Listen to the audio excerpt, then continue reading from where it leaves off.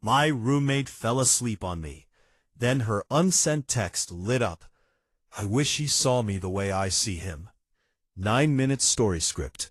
I never thought a single text message could change everything. My name is Ethan. I was 28, working long hours as a graphic designer, and sharing an apartment with my roommate, Lily. Before you assume anything, no, we weren't one of those roommates. At least, that's what I believed. Lily and I had lived together for nearly 2 years. We split rent, argued about dishes, watched movies on weekends, and occasionally ordered too much takeout. She was easy to live with, funny, kind. The type of person who remembered everyone's birthday but forgot where she left her keys. And somehow, despite living together every day, I never once considered that she might see me as anything more than a friend. Looking back, maybe the signs were always there. I was just blind to them.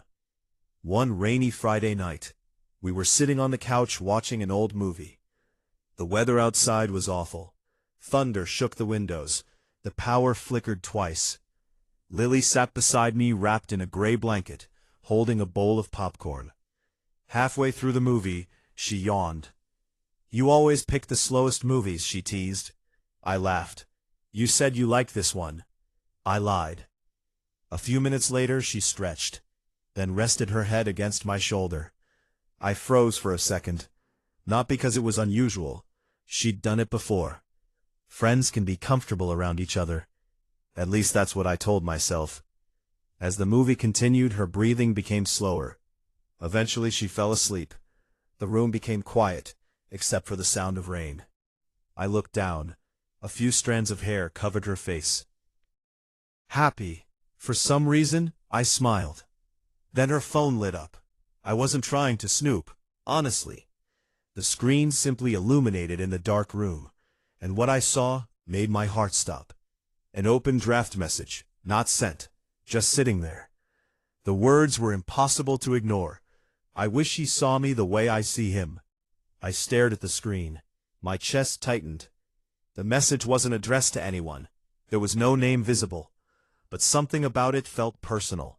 Painfully personal. I quickly looked away. Maybe it wasn't about me.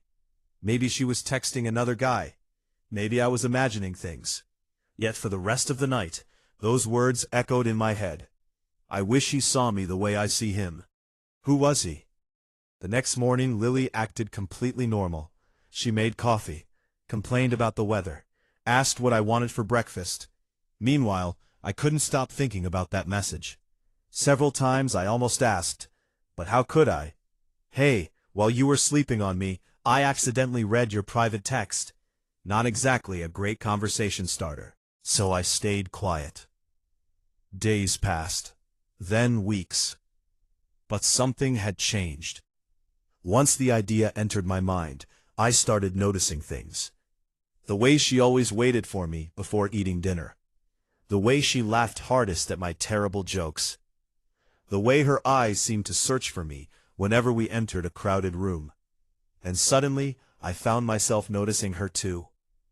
Not just as my roommate, as Lily, the woman who danced while cooking, the woman who left encouraging notes on the fridge before important meetings, the woman who somehow made every place feel like home.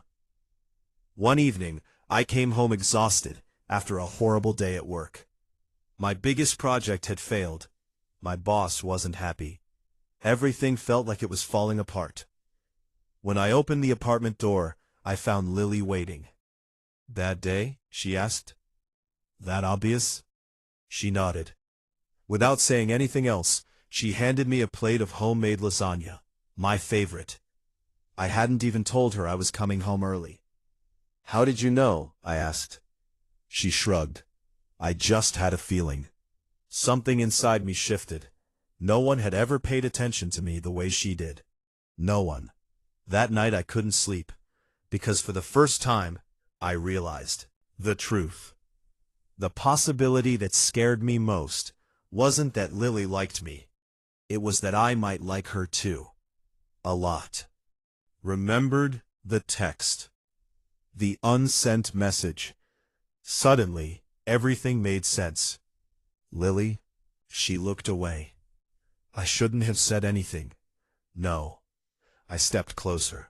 I'm glad you did. For a moment neither of us spoke. The city buzzed below. Cars passed. Music drifted from inside the apartment. Then I asked the question. The text. Her eyes widened instantly. What text?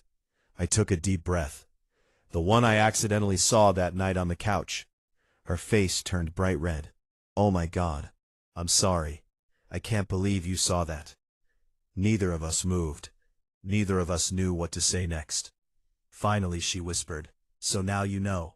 I nodded. Yeah. She laughed nervously. That's embarrassing. It doesn't have to be. Her eyes searched mine. What does that mean? My heart felt like it might explode. Because there was no hiding anymore. No pretending. No excuses. It means I was an idiot. She blinked. What? I spent 2 years looking right at you and somehow never realized what was in front of me. Tears formed in her eyes. I stepped closer. Lily, I see you now. The words hung between us.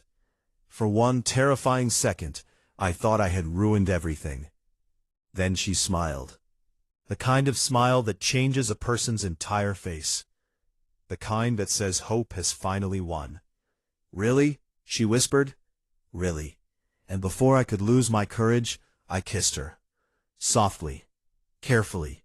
Like something precious. When we pulled apart, she laughed through tears. Took you long enough. I laughed too. Apparently I'm a slow learner. Months later, we still joke about that night. About the text she never meant for me to see. About how close we came to missing our chance.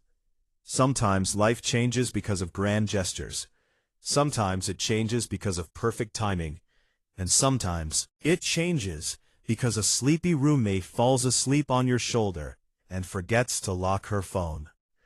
The unsent text was never supposed to be read.